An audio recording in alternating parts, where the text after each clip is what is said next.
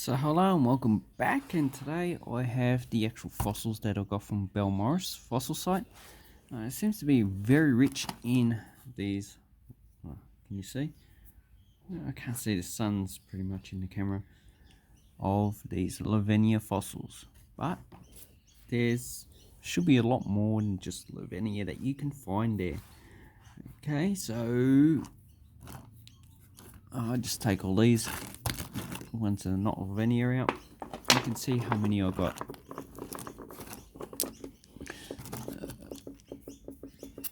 Yeah, you can see that's a large, pretty much damaged Lavenia shell, but I'm not too sure what's in this part. Looks like a phosphate concretion. So Lavenia can be found in the phosphate concretions. No. So these are all basically Lavenia fossils. Lavenia forbesi. A lot of them you can get. See, this is slightly eroded, weathered down, as you can see there, but it's still intact. But a lot of them you'll find they've been totally eroded in some parts. So this one, the bottom and the top's gone. This one shows the calcium's been reabsorbed, probably by the ocean, same as here, but these look quite nice. So this is more like the internal mold, where the external, which is this part here, has been worn off. So that shows you the internal structure of the actual animal, which is good. Oh, not the internal shell structure. The internal structure is in there, and as you can see, it's filled with sediment, so there is no animal there anymore. You need to rely on modern species. Another worn one. Now, range in sizes. So these are pretty much the biggest, which is about 5 centimeters, I think. I haven't measured them yet. Here's a smaller one, probably about 1.5 centimeter. So if you look at the actual fossil, so the spikes will come out there. I don't know what you call them. This is the anus, and this is the mouth part. So when it moves, it most likely moves in this direction. So this is going forward, because you'd want the anus going away from the mouth part, and probably also going down currents as well, so it doesn't reabsorb the expelled material. And here's another two. So this is probably face. So yep, you can see the mouth there, and this is where the feet, or so-called feet, would actually be for movement. And these ones are probably just for protection from predators. So all in all, how many did I get? I think I got like 80 of them, and that is just for searching for 2 to 3 hours. So it's quite a lot, and I'd say other people would have got quite a lot. Now, did I know that I got 80? No, I just picked them up and put them in my pocket. Didn't even count how many I got. I thought I had like 15 or 20 until I actually came home and counted them. So it's probably too many to collect. Next time I won't get as many. These ones I probably I won't touch next time, because they're too damaged. It's just pretty much only worth getting ones that are fully intact. Anyway, so there are 2 types of concretions that you can find there. We have the phosphate concretions. So these are phosphate. So these are produced during the shallow sea times. They're mainly at the bottom of the Baumaris formation.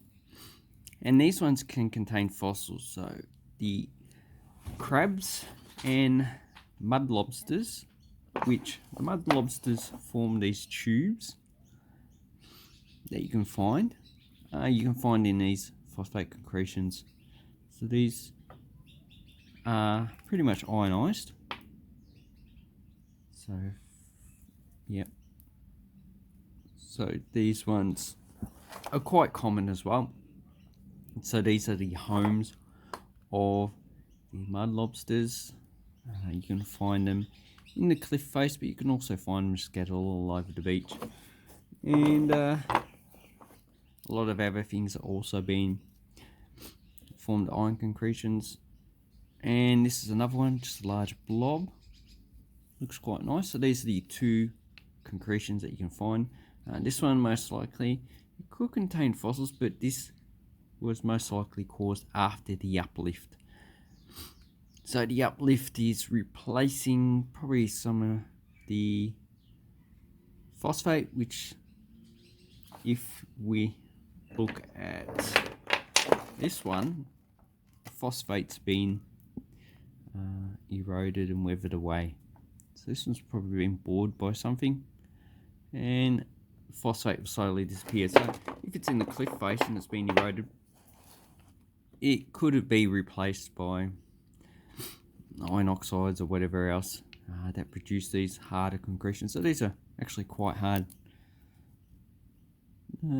and these ones are quite soft, more a bit like chalk. So these erode quite easily. These ones are going to endure for quite a long time.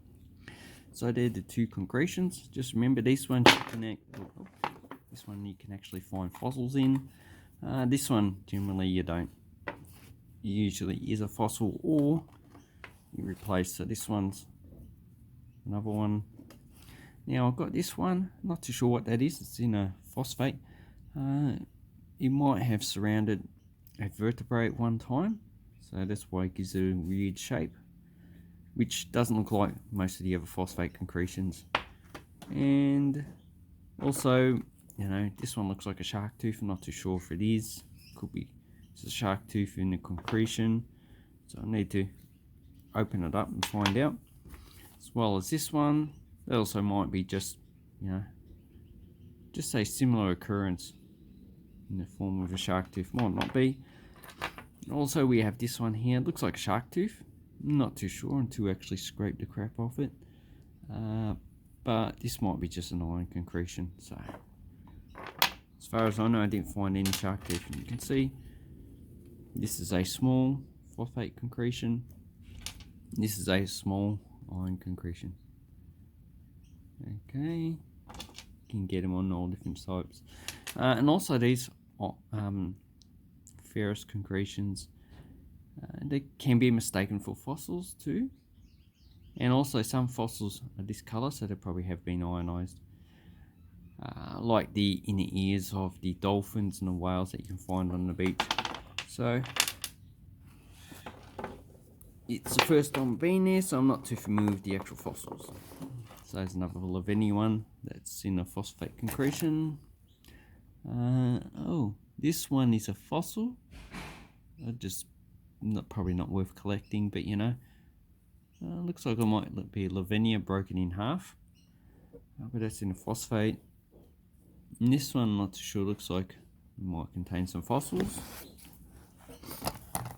Here's another phosphate concretion with a few fossils, probably Lavinia. Yep, there's one there. There's the mouth. It's been eroded, so you know, this one's probably I can still scratch it with my nail. Okay, so then we have this. I think this might be an internal valve of a bivalve, internal mold, so not the actual shell itself, but it does have the ridges of a bivalve. It could also be a brachiopod.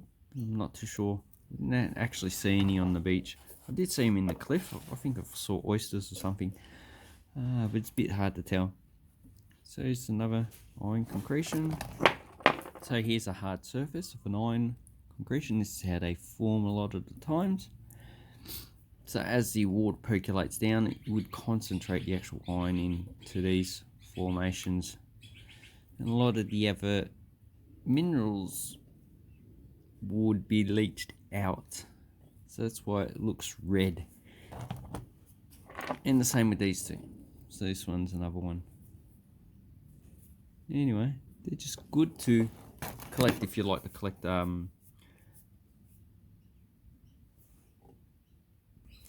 just mineral specimens. So here's another, might be a tube. Yeah, so that's good. So as you can see, here's another one. So there's those ones. And then we have another iron concretion with fossils in the middle. So this probably would have been, it would have been the start of the forming around these fossils. So I'm not too sure what fossils they are. They look like they might be bivalves. Yeah, it looks like it. And here's the other side. It's been broken open. Looks like bivalves. Yeah, so anyway, you could probably try and get rid of the phosphate, but you probably also get rid of the calcium carbonate as well. It's probably better for leaving them like that. And most of the phosphate concretions are pretty much like this. This one looks like it has fossils in it. You got them like roundish, teardrop shape. Then we have them like this. So don't forget to check these for crabs. As you can see, there's another fossil. Looks like, yeah, that's a Lavinia. So that one will probably go in there. That probably has some more Lavinia in the actual rock itself. This one's a bit weathered. Looks like it might have been a bone of some sort, but you know, also it could be just a weathered phosphate concretions.